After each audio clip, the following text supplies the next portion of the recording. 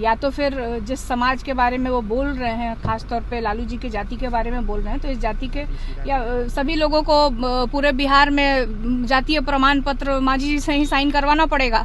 तो मांझी जी ये मोदी जी के सामने रख दें और सब हो जाए कि देश में भाई सबके वंशावली बने।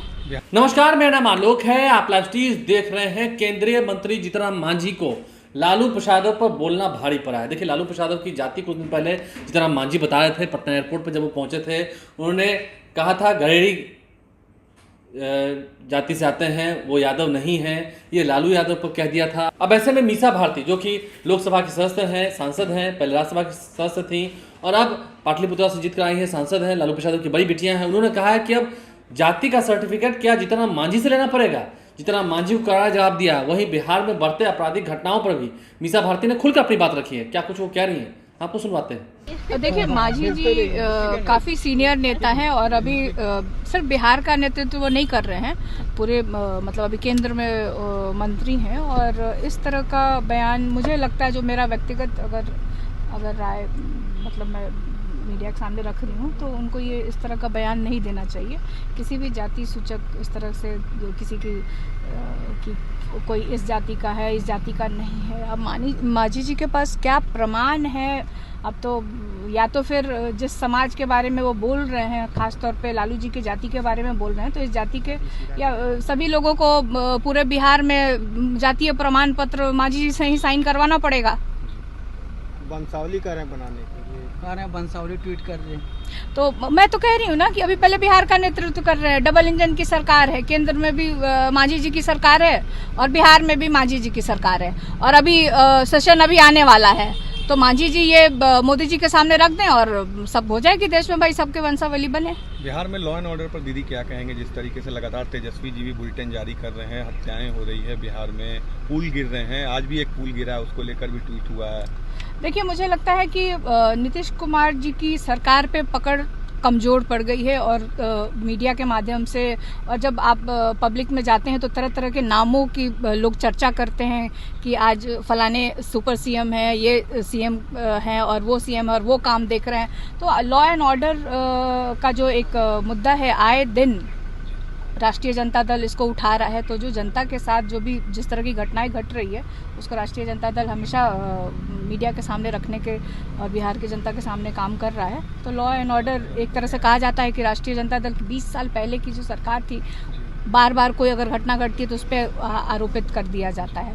लेकिन सरकार में आप हैं, मिनिस्टर आप हैं, होम मिनिस्टर आप हैं, यहाँ पे आपके अंडर में है, ये सब चीज़ें देखनी चाहिए नीतीश कुमार जी को। आपकी पार्टी से एक नेता उधर गए हैं, श्याम रजक, विशेष राज्य के दर्जे की मांग कर रहे हैं अपने ही पार्टी की तरफ से, क्या कहेंगे? अभी तक मिला नहीं है। विशेष राज्य का दर्जा तो हमारे मुख्यमंत्री जी भी करते हैं, नीतीश कुमार जी भी करते हैं, आए हैं।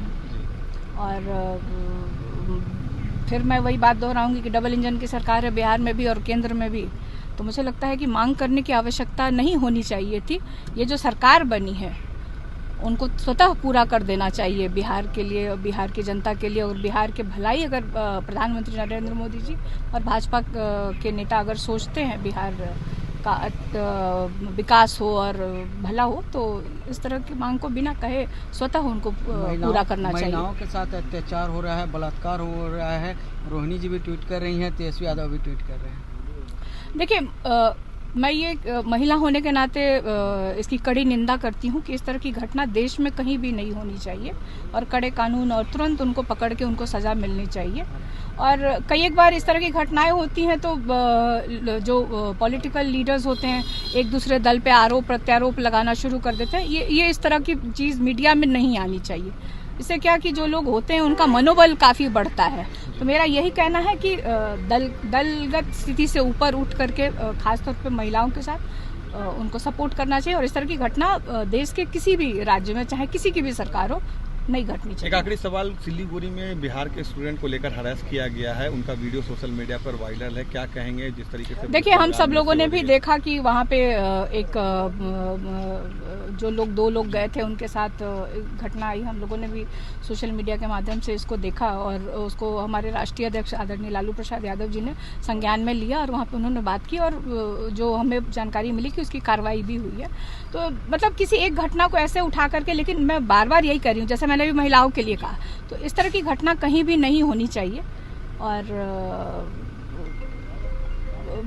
ममता बनर्जी ने इस पे एक्शन लिया है और उस पर कार्रवाई हुई है। तो मीसा भारती ने क्या कुछ कहा हमने आपको सुनवाया है। जीतन राम मांझी को कड़ा जवाब दिया है, वहीं लालू प्रसाद पर बोलना जीतन राम मांझी को क्या सच में भारी पड़ा है, जवाब तो दिया है। आपराधिक घटनाएं भी बिहार में बढ़ रही हैं, इसे लेकर नीतीश कुमार को भी घेरा है, आपने सुना है। हमारे चैनल को सब्सक्राइब कर लें, साथ साथ फेसबुक पेज भी लाइक करें। धन्यवाद।